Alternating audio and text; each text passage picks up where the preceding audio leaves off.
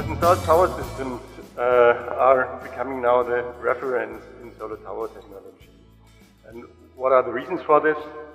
The reasons are, on one side, the high cost reduction potential. Many studies predict that the costs will be the lowest for CSP systems in the future for this type of system. And especially important is the high storage capacity, which is possible in a very cost-effective way, because compared to parabolic draft systems, the temperature spread in the storage is significantly higher, which makes the storage smaller and cheaper.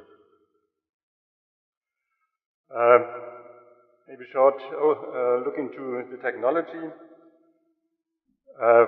Some of those of you which are not familiar with the CSP system, we have a very large heliostat field, several thousands of more or less flat mirrors which concentrate the solar radiation onto the top of a tower where the solar receiver is located. And then you have the heat transfer loop. The molten salt at approximately 290 centigrades is pumped up to the tower, passing through the receiver where it's heated up to 565 centigrades and is then stored in the hot tank. And if you want to operate the power block, you take out the hot salt from the hot tank, feed it through the steam generator, which produces the steam to drive the power cycle. And after passing through the steam generator, this hot salt is cooled down to 290 centigrades, still liquid, and is then put into the cold tank. In the future, one of the topics to increase performance and reduce costs is, of course, to increase the operation temperature. Given here is an example what is expected for the year 2025. A moderate increase to 600 centigrades seems to be possible, with a slightly increase of the power block efficiency, but in the end it will result in cost reductions because it gives higher system efficiencies. And as already mentioned, the system has the benefit of using a large temperature spread in the storage, significantly larger than in comparable parabolic draft systems. So this is the way to achieve cost-effective storage. Now, what is the status of molten salt solar tower technology? If we look into the current situation, a little bit more than 5 gigawatt of CSP plants are in operation, and only a small part of this is solar tower. So the blue segment here is solar tower. So most of the systems are nowadays parabolic drafts. If you look into the systems which are under construction, you see that solar tower systems are already taking a significantly bigger share. And if you look into the projects which are under development, you see that solar tower systems will have the majority of the future plants. And this is also true for the plants under planning. And all newly planned large solar tower systems are nowadays based on molten salt. And this is why I call this technology the state of the art at the moment.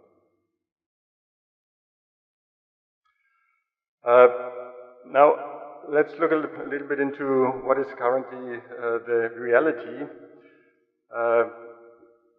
State of the art in molten salt tower technology is a plant in the USA, which is called Crescent Dunes.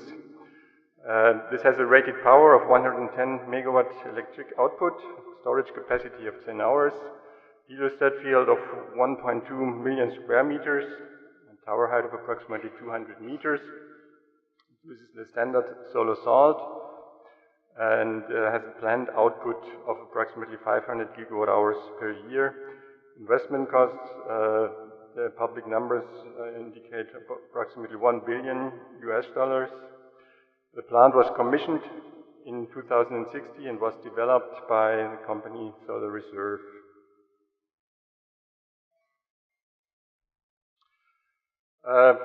Unfortunately, there is not much data available publicly on the operation of this plant.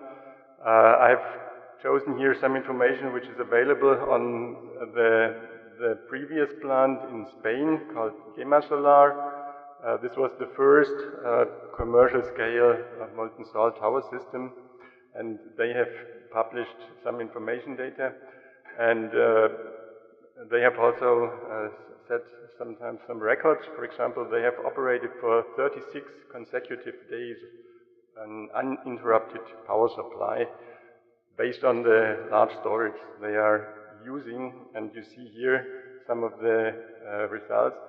So for some of these days, you see the power output was constantly over the day. This is the DNI, which is of course changing over the day, no DNI over nighttime, and this line gives you the level of the storage capacity. This is the produced energy from the tower. So when energy is produced, of course, part of it is going to the steam cycle directly, but another part is going to the storage, charging the storage. Here the storage is full. You see here, because storage is full, the excess power must be dumped. That means part of the heliostat field is defocused just to supply the steam cycle for the rest of the day. And then, when no sun is available, the storage is discharged until the sun comes back again. And this was operated in that way for 36 days without interruption. Very important thing about the plant performance is that those systems need a specific heliostat aim point strategy. The receiver is limited in flux density, so if you point all heliostats to the center of the receiver, there will be local overheating and destruction of the receiver. But with the heliostats that are close to the receiver, they have a relatively small focal spot, so you can move them or shift them a little bit on the receiver surface. And by doing this, you can improve the solar flux distribution on the receiver, so you can stay within your flux limitations of the receiver. And this is very important to prevent destruction of the receiver. These are some images which are also given from the Gemasolar plant. What you see here are all the different aim points of the heliostats on the surface of the receiver, which is unrolled here, presented. And then you see different operating conditions on the receiver. This is the measured surface temperature on the receiver, measured by infrared cameras. Of course, if you move the focal spots, this usually results in a slight increase of spillage losses, because if you move some focal spots to the edge of the receiver, some of the radiation, of the concentrated radiation, will miss the receiver and will be lost. But it is absolutely necessary to do this because of safe operation of the receiver. Now, looking a little bit into the cost situation of such systems, this gives the cost share of such a system. You see, the largest fraction is coming from the heliostat field, followed by the power block, and then you have other contributions like EPC cost and owner's cost, storage 10%, receiver approximately 10%, the tower is a relatively small fraction of the total system cost. What is the current status of the technology? We have 3 plants which are operational nowadays. I already mentioned the Gemasolar plant, nearly 20 megawatt electric power, 15-hour storage. I showed Crescent Dunes in the USA, also operational with 110 megawatt and 10-hour storage. And recently put into operation was the Subkondelinga plant in China, which is the first molten salt plant in China with 10 megawatt and 2-hour storage. Under construction is the North Sea plant in Morocco, already mentioned here, and the Cerro Dominador plant in Chile with 110 megawatt and 17.5-hour storage. So the last one is basically able to provide 24/7 operation for most of the year. There was an interesting development on the investment cost. I already mentioned Crescent Dunes plant, where nearly $1 billion was mentioned, which results in approximately $9,000 per kilowatt. Recently, Solar Reserve, the same company, announced the construction of a plant in Australia to be commissioned by 2020, which had a significant cost reduction. It's basically the same plant, the same annual power production. There is a slight difference in the storage capacity, and this results in a specific cost of approximately $3,400 per kilowatt electric. You have to be a little bit careful with these numbers because, as I mentioned, it's basically the same size of the plant, the same heliostat field areas, the same tower, the same receiver, but just the storage is a little bit different. The storage is smaller, but the power block is larger, so it's operated for less hours a day. But since these numbers here, the cost figures, are given per kilowatt electric, you have to keep this in mind to compare the numbers. Okay, what is the operational experience with these plants? In general, to use just the molten salt as heat transfer fluid and as storage fluid is a significant simplification with the plant. To remember, in parabolic trough plants, in the current state-of-the-art technology, they have thermal oil as the heat transfer fluid and use then molten salt for the storage as well. So two different fluids, which means additional equipment. The bad thing about the molten salt is that it requires heat tracing because you need to avoid salt freezing in every piping in the receiver, which is also a significant cost and also takes some parasitic power consumption. So there are operational data, at least some operational data available for the Gemasolar plant, and what is stated is that the plant is performing exceeding the predictions. So the owner of the plant is quite satisfied with the performance. They are having stable operation, and there are some issues, but there are no major issues known. So they are able to deal with these issues within the normal maintenance schedules, and the plant is operating above expectations. Now, with the Crescent Dunes plant, the situation is a little bit different. It took them quite a long time to go through all the commissioning process. They had significant delays in the commissioning phase. Then, about 1 year ago, they had a tank leakage which caused a long outage phase. Approximately 8 months, the plant was down, and a few months ago it was restarted again. But still, the production is not up to predictions. There is still a significant gap between the predicted production and the actual production. Okay, let's look a little bit into the future. Most developers and researchers see that an increase of the temperature level will significantly contribute to future cost reduction. So with the solar salt, there are several companies or people which claim that a moderate increase of the temperature is possible.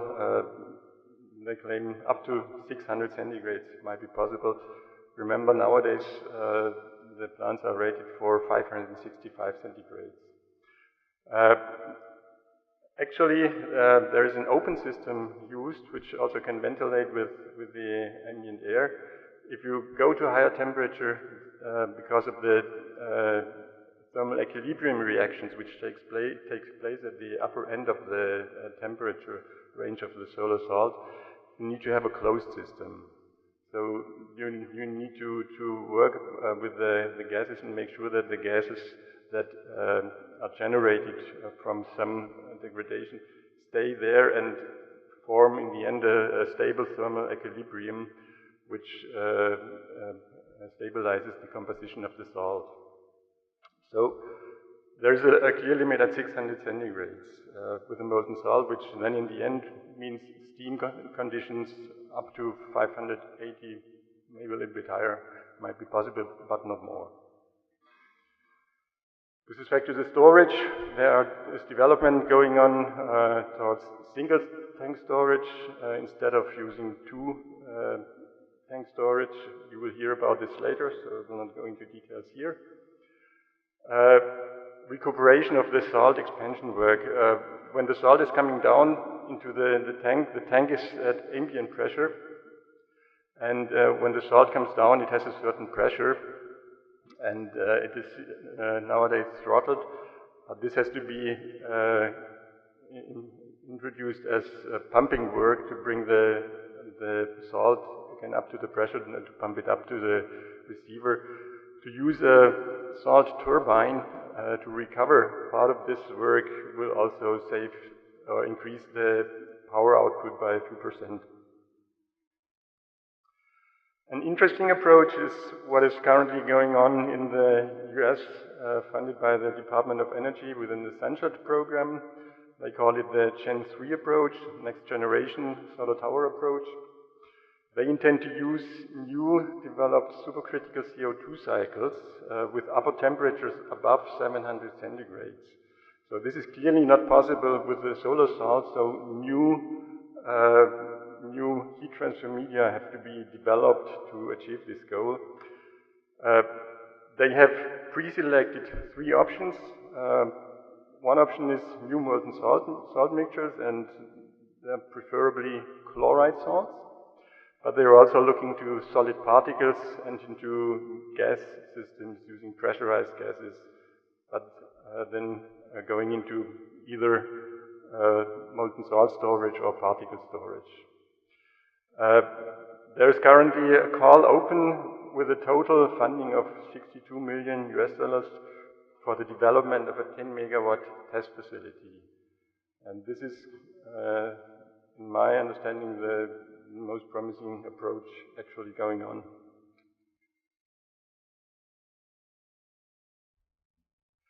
Other important factors for cost reduction, what we have seen, for example, in the new solar reserve plant in Australia, they have installed a so-called generation purchase agreement at a record low price of 6.1 US cents per kilowatt hour.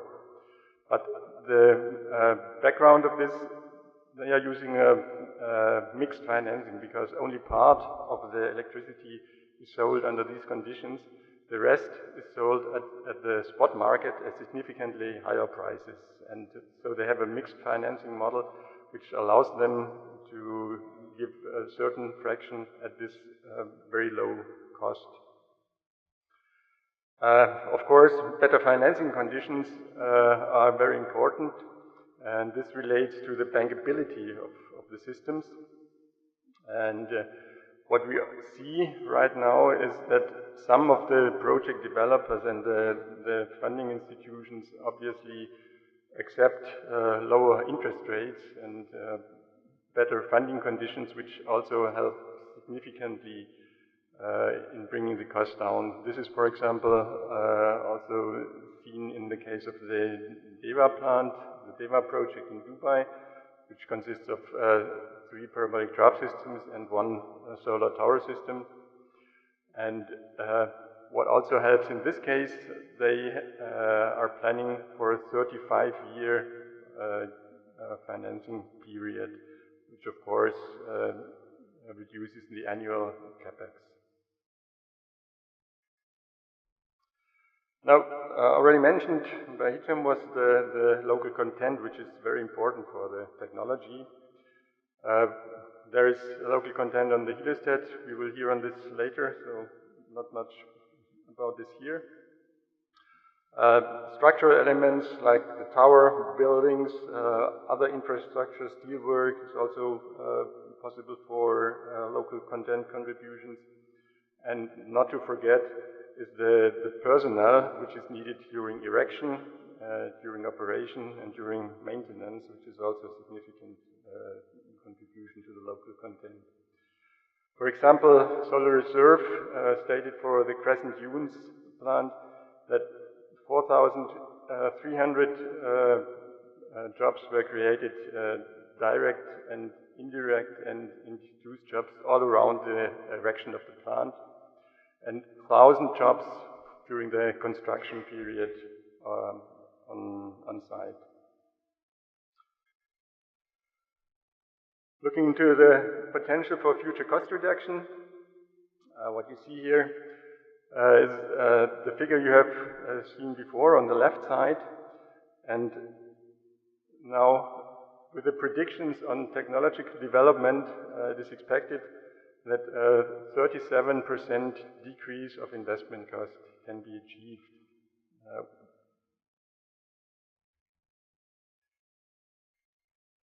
If you look into where this comes from, here given with the levelized cost of electricity, not the investment cost, most important is the reduction of the indirect EPC cost, which is achieved by some kind of standardization, gaining more experience with the implementation of those plants. So this is a very important cost reduction fraction. Reduction of O&M cost with gaining more operational experience is an important aspect. Cost reduction by technological improvements, improved mass production of the Heliostat field is another issue. The plant availability, also from gaining more operational experience, contributes a certain amount. And the owner's cost can be also contribute a certain share to the cost reduction. These are the most important contributions to the expected cost reduction. And the predicted total cost reduction of the LCOE by 2025 is approximately 43%, which is a significant reduction. So, to summarize, molten salt solar tower technology is now becoming the CSP reference technology. Reason is the high storage capacity, which is possible at low prices, low cost. We already see a rapid cost decrease of those systems, but still the reliability needs to be proven. On one side, of course, to increase the annual yield of the facility, the annual production, and on the other hand, to improve the financing conditions by improving the bankability of those new systems. And additional technological development in certain aspects will lead to further cost reduction. With this, I would like to finish, and I'm open for any questions.